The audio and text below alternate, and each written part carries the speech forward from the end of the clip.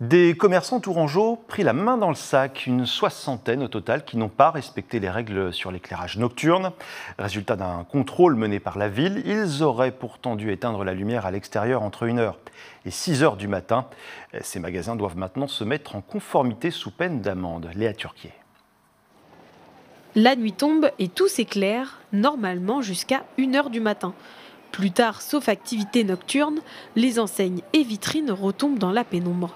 Une extinction des feux contrôlée par la municipalité de Tours et résultat de l'opération, 64 commerces du centre-ville mis en demeure.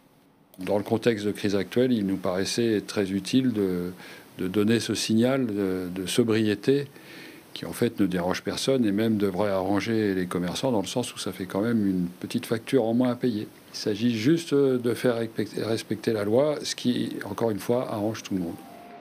Conséquence d'un décret de décembre 2018 pour ces magasins du centre-ville. Principaux concernés, la rue Nationale et l'avenue de Gramont.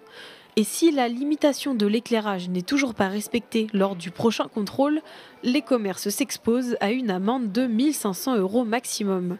Un enjeu d'autant plus important en période de sobriété énergétique. On ne peut plus se permettre d'avoir des factures énergétiques importantes. Donc le fait d'éteindre les lumières, c'est très bien. Le fait d'avoir cette sensibilité du client qui va dire, des commerçants qui respectent, moi j'adhère. Cette visibilité qu'on a dans le centre-ville n'est plus indispensable maintenant. D'ici quelques semaines, des contrôles sont aussi prévus au nord et au sud de Tours.